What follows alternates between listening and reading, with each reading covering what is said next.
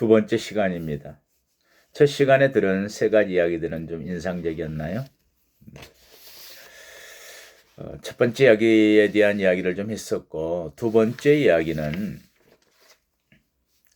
한 칼럼니스트가 대한민국 울린 치킨 한 접시라는 제목으로 올렸던 글입니다. 많이 생각되어지는 게 있어서 이 자료를 선택했는데요. 이럴 경우에 만약에 그런 장면이 떠올라요.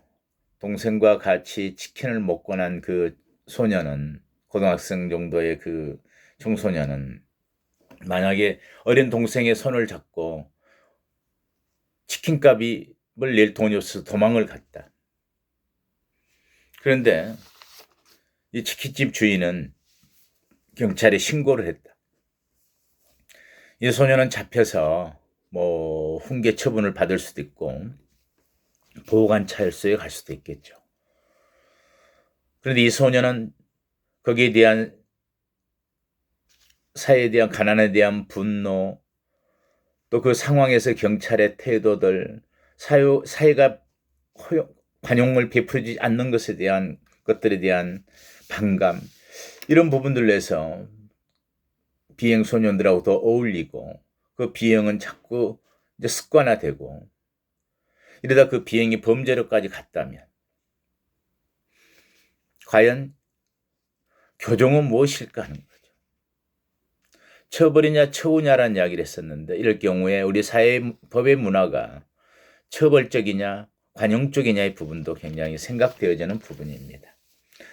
결국은 이런 부분들이 교정사회를 결정짓는, 교정사회 문화를 결정짓는 그런 요인들이 되어지는 거죠.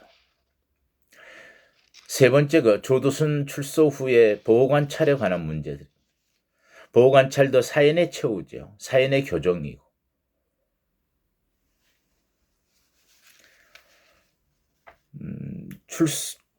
가석방을 나갔을 때 보통은 보호관찰부 가석방 이러는데, 이 경우들 조두순과 7명의 출소자들은 형기 종료 후에 사연의 처우를 또 하는 겁니다. 사연의 처우라기보다는 사연의 처우죠. 폭넓게 이제 출소 후에까지도 전자감시를 하는. 과연 교정은 어떤 모습이어야 될까? 교정시설에서 처벌받고 있는 동안, 형벌이 집행되고 있는 동안에 재사유화를 위한 준비는 어떻게 이루어져야 할까? 이런 것들을 생각하게 하는 장면이었습니다.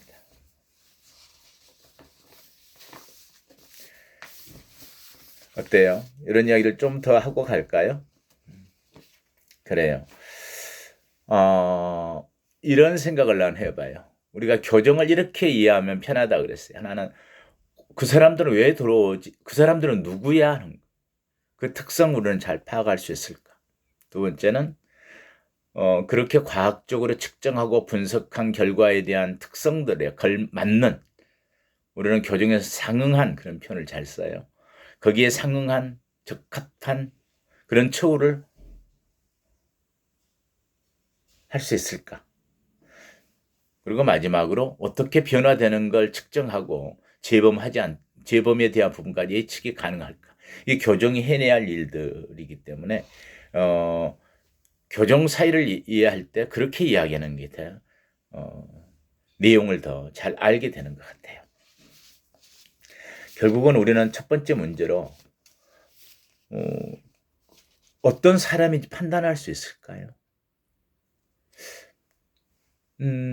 어느 경우에는 내가 누구인지 잘 모르겠어요. 내가 어떤 사람인지. 어떤 상황에서는 내 판단이나 내 태도가 이랬다가 그다음 다른 상황에서는 내 자신이 다른 판단들을 하고 있거든요. 자, 그러면 몇 가지 이야기를 시작하면서 사람을 판단한다는 게 무엇인가를 보죠. 아주 엉뚱한 이야기부터 하나 시작합니다. 4월 7일에는 부산시장, 서울시장 선거가 있고요. 내년에는 대통령 선거가 있습니다. 가상의 후보 세 사람을 이야기할 텐데 한 명만 찍어서 마음속으로 한 명 만나니 그래도 이 사람을 대통령 후보로 선출하고 싶어. 대통령으로 뽑고 싶어. 라는 사람을 정해보세요. 3명의 대통령 후보가 있습니다. 첫 번째 후보는 마티니를 8잔 정도 마시고 하루에 8잔 정도의 마티니를 마시고 담배를 2갑 피우고 마누라가 2명입니다. 첫 번째 대통령 후보. 두 번째 후보는 마티니를 2잔쯤 마시고 담배는 피우지 않으나 젊은 시절 마약을 한 경험이 있고 오전에는 잠을 자느라 대학 시절 성적도 보잘것없었고 학사 경고를 이에 받은 적이 있지요. 두 번째 후보였어요. 자, 세 번째 후보는 술도 담배도 하지 않고 청렴하나 괴팍한 성격을 보이고 드러나진 않았지만 근친상간, 아마도 누이인 것 같아요. 근친상간의 경험이 있었습니다. 어렵죠? 누구를 뽑으실래요? 실제 인물들입니다. 첫 번째는 누즈벨트 대통령에 관한 내용이었고요. 두 번째는 처칠이었습니다. 세 번째는 짐작하시나요? 이 사람일 거야라고 생각한 여러분들의 생각이 맞습니다. 세 번째는 히틀러였습니다. 자, 다른 이야기를 한 번 더 할게요. 매독을 앓고 있었던 어느 여인이 8명의 자식을 두었는데 9번째 아이를 임신했답니다. 8명의 자식 중에 2명은 귀가 멀고 3명은 눈이 잘 안 보이고 한 아이는 정신박약가 있습니다. 그런데 그 9번째 아이를 어떻게 해야 할까요? 9번째 태어난 아이의 이름을 우리는 베토벤이라고 부르고 있습니다.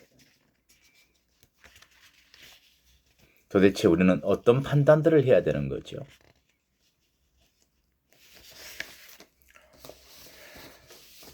자, 이제 조금 더 안에 있는 사람 이야기를 해볼까요? 여러분들이 기억할 만한 사람들 이야기를 한번 해보죠. 제가 또 만났던 수용자들이기도 합니다. 유영철이라는 연쇄살인범이 있었죠. 근데 한국일보의 그 당시 칼럼에서 읽었던 내용입니다. 그 아이의 유영철의 생활기록부는 중학교 때까지 근면함이었습니다.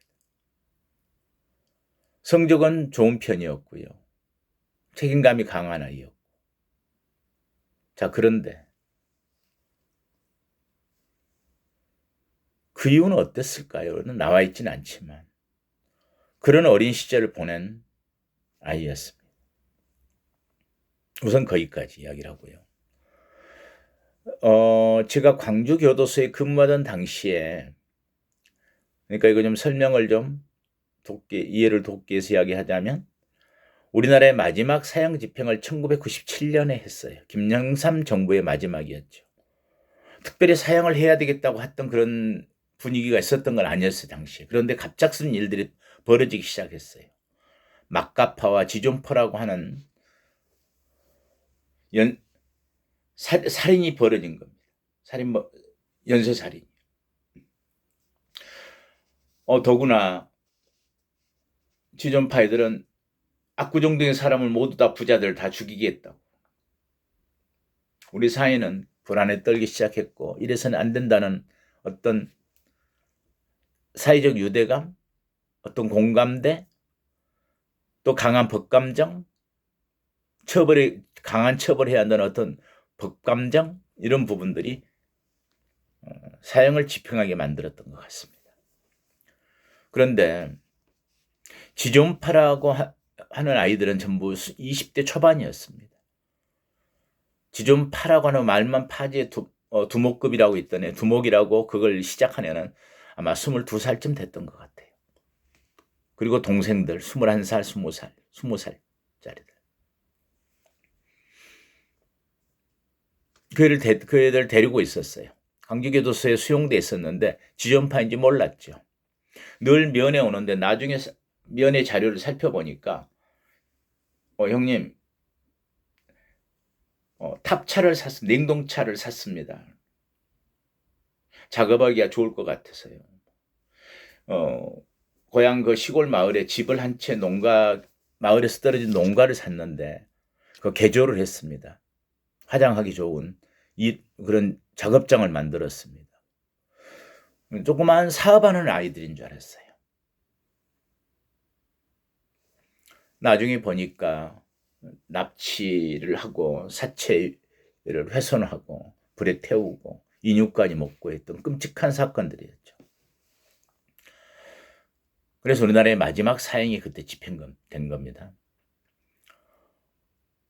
그런데 한 젊은 기자, 한겨레 신문 기자가 주간 한겨레 가는 곳에 써놓은 글을 봤어요.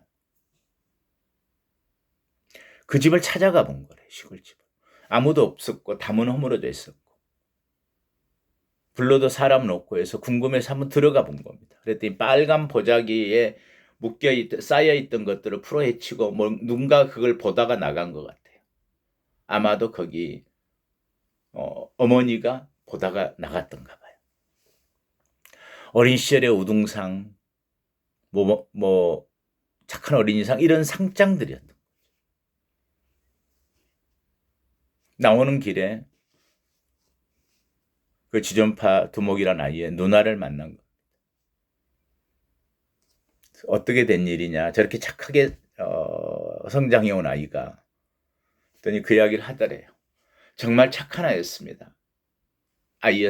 아버지가 일찍 돌아가시고 우리는 가난했고 늘 그 애는 그래도 밝고 공부도 잘했어요. 학교 갔다 오다 뭔가 음식을 싸오면 누나나 엄마에게 주는데 너도 먹자고 하면 나는 많이 먹고 왔어요 하고 배가 고파도 누나부터 주던 아이였습니다. 고향에서 중학교까지 졸업했대요. 고등학교에 진학할 엄두를 못 내니까 지금 창원이겠죠. 마산 쪽 어디에 신발 공장에 들어간 것 같아요. 공장에 들어갔대요. 직공으로. 그런데 편지가 그때까지 왔다는 거예요. 열심히 하고 있고 야간에는 고등학교까지 다니려고 준비하고 있습니다. 그렇게 한 1년쯤 연락이 왔었는데 그 다음부터 소식이 끊겼대요. 어떤 변화가 있었을까요? 두 케이스 다 아는 여자 교수분께 물어봤죠. 그 한 여자 교수는 당시에 이제 신창원도 자주 만나고 유영철이를 자주 만났던 그런 심리 전문가인, 범죄 심리 전문가인 교수죠. 여러분들 그렇게 얼른 기억이 나나요?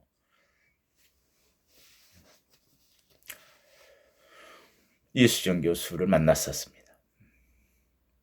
판단을 너무 빨리 한 거 아니냐. 왜 이들을 바로 사이코패스라고 하느냐. 저는 기회가 있어서 사이코패스를 처음 개념을 만들어낸 학자인 캐나다에서 온 학자들을 2000년도쯤에 서울 프레스센터에서 발표가 있을 때 같이 갔었어요. 그래서 사이코패스에 대한 관심을 갖고 있었던 때였죠. 그래서 그렇지만 그들의 범죄 행태로 보면 사이코패스인 것으로 보이지만 그 아이들의 성장 과정이나 이런 부분을 어떻게 설명할 거냐. 그 다음에 연결을. 아니요. 사이코패스 범죄가 맞고 그 애들에 대해서는 제가 훨씬 더 잘할 거요. 그런 거예요. 자주 만났고 그 애들이 둘 다 공통점으로 가지고 있는 게 있어요. 범죄학 공부를 하다 보거나 범죄 현장에서 교정 현장에서 만나보면 가장 잔인한 범죄를 저지른 아이들 경우가 갖고 있는 특징이 있어요. 알코올 중독인 아버지가 자식이 보는 데서 어머니를 때리는 그런 장면을 보고 자란 아이들이 흉악범 범죄를 일으킬 가능성이 높은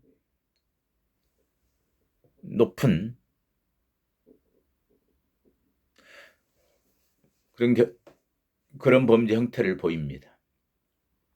근데 둘이는 아버지가 아마도 일찍 돌아가시기도 했지만은 살아계실 때 알코올 중독이었고 어머니를 폭행했고 그러한 경험들이 아이들에게 그런 좋지 않은 영향을 미쳤고 범죄들은 사이코패스형 범죄라고 자기는 판단한다 이렇게 이야기를 했었어요. 사이코패스라고 이야기하니까 정말 무서운 경우도 있습니다. 뭐, 뭐라 그럴까요? 강호 모씨라 그럴까요? 어, 어, 대면 수업이면은 교육상 다 이렇게 이야기할 수가 있는데, 그래도 이게 유튜브로 나가서 혹시라도 실명으로 인해서 문제가 될까봐 이름을 다 말할 수는 없겠네요. 우리 사이를 좀 떠들썩하게 했던 강모라고 하는 연쇄살인범이 있었습니다. 직접 만나서 상담을 했죠. 상담보다는 분류 심사를 위한 제가 이제 처음 만나서 면접 조사를 하는데, 첫 번째 그런 느낌이었어요. 정말 어떤 게 독특하냐면 흉악범이 갖고 있다는 어떤 이미지하고는 전혀 다른 이미지. 어쩌면 저렇게 말을 하는 말투나 자세나 다른 태도들이 저렇게 고요할 수가 있을까만큼 차분하고. 그런데 이제 뭐 확정된 거고 이제는 뭐 끝났습니다. 다 됐잖아요. 이런 마지막 말 하면 들을 때, 자기 범죄에 대한 반성이나 이런 부분은 찾아오기 어렵구나. 정말 위험한 범죄자고, 그 친구가 이를테면 지나가는 여자에게 좋은 차를 타고 가다가 세워서 이렇게 젊고 부드러워 보이는 표정의 젊은 친구가 어디까지 가시나요? 가는 길이니까 제가 좀 태워드릴까 한다면은 타지 않을 이유가 없겠다고 싶을 만큼 그런 인상이었어요. 그게 저는 두려웠습니다. 숨겨진 범죄도 마늘이라고 판단도 했어요. 첫 결혼에 아내와 장모가 집에 불이 나서 죽었는데 그 많은 또 보상금을 받죠. 보험금을 수령하고. 그 뒤로도 계속되는 그런 유형의 범죄들이 나중에 연쇄살인범으로 잡혀서 지나간 것들은 범죄가 아니었을까 하는 의심들. 당신은 그냥 넘어간 문제들 때문에. 어렵죠? 사람들을 판단한다는 거, 교정을 어떻게 해야 될 것인지. 자, 이제 교정 이념과 교도소 사회의 변화들, 교정 이념의 변천에 따른 교도소 사회의 어떤 문화적 현상들, 이런 이야기를 좀 시작하기로 하죠. 화면을 바꿔보겠습니다.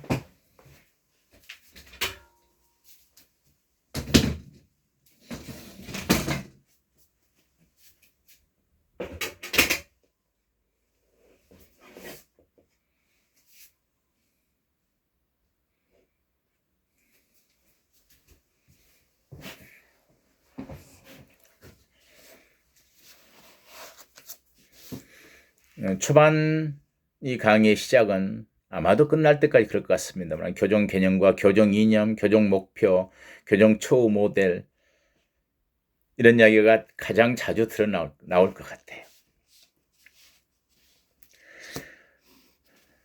제가 화면 한번 더 볼까요?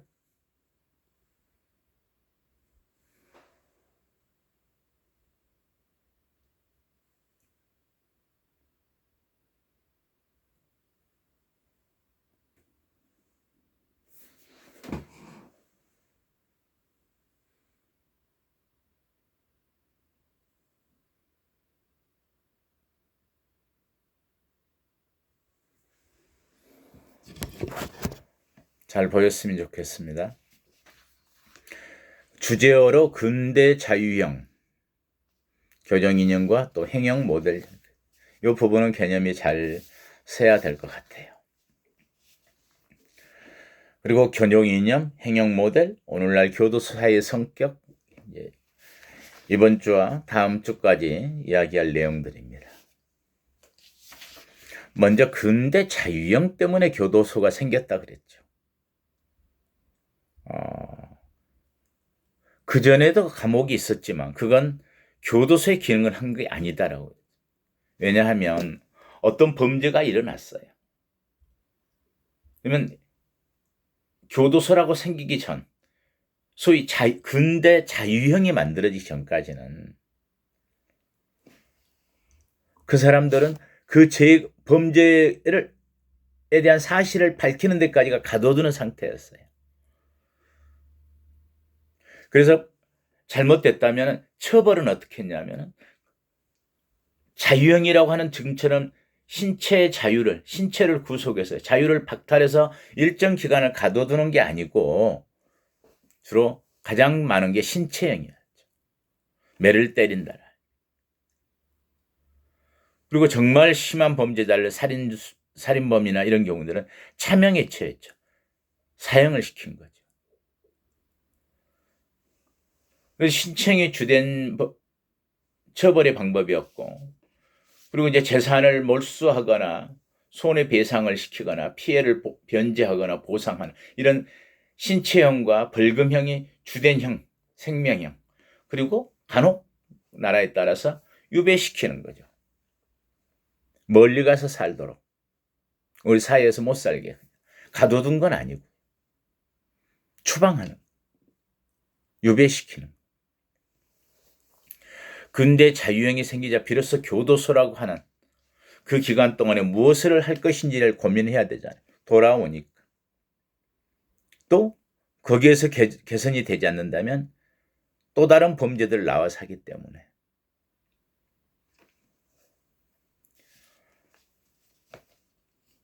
그래서 근대 자유형이 생기기 전까지와 근대화는 근대 자유형이 생기면서 모든 형벌의 가장 주된 형벌이 자유형이었다. 근대 사회는 왜 그렇게 자유형이라는 게 태동했을까요? 교도소가 왜 만들어졌을까요? 교도소가 태동하고 형성되고. 근대 사회를 이야기할 때는 근대 이전의 사회를, 정근대 사회는 뭐죠?